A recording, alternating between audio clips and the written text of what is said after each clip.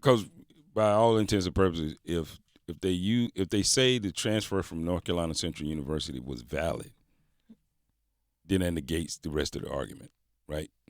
Which means because of what the ruling was because of the 2-time transfer, right? But I'm saying, well, you know what? Go ahead. I'm sorry, I was wrong. It's the Board of Trustees of Carolina. It's not the Board of Governors. Yeah.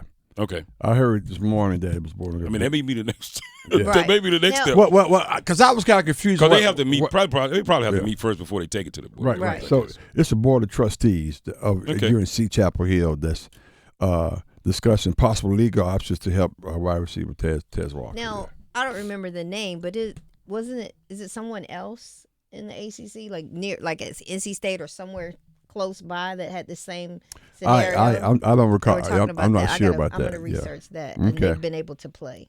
Okay. Yeah. Well, but it's see they have TezWalkr on the double transfer, right? And that's just a real sticking point because so in order to double transfer, you have to say one of those was not for the reason we say it was, essentially. And then once they do that, now is it's fair season saying, well, there's no way because nobody's been able to come in and directly play off a double transfer without being a grad student, et cetera, all this other stuff, right? Without having those. But my season was canceled. I didn't play for. But that's not why you transferred. On January 11, 2 days. That's what they say. On January 11, 2 days after Walker transferred to Carolina, started classes at Carolina, the NCAA announced it would be cracking down on waivers for 2-time transfers. And they would make it retro, by the way. Right. The guidelines, which were unanimously approved by the Division I Council, state that multiple-time transfers who cannot demonstrate or adequately document a personal need for medical or safety reasons to depart the previous school are not eligible to compete immediately following their second undergraduate transfer. That is. Yeah. That's it.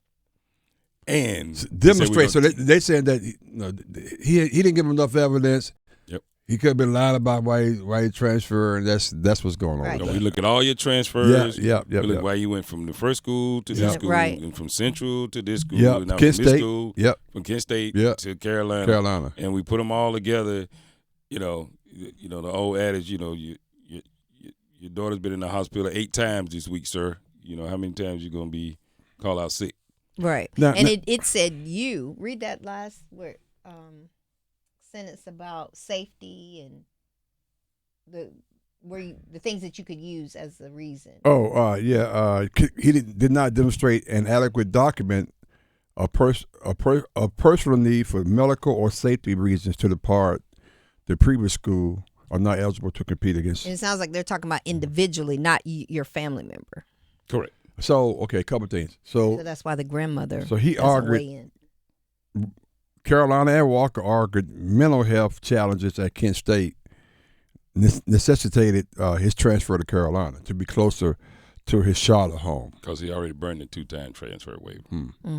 So once you burn that, now the only other way you can do it, you got to have safety or a physical concern.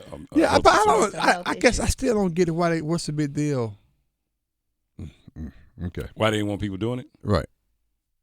Apparently the schools felt like it was being unfairly used. So the guy who went to Georgia, so they really wanted it, and USC and Oklahoma, and he's at some school. One guy transferred 4 times.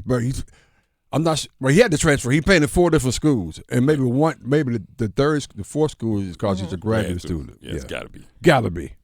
Yeah, it's got to be. Yeah. All right.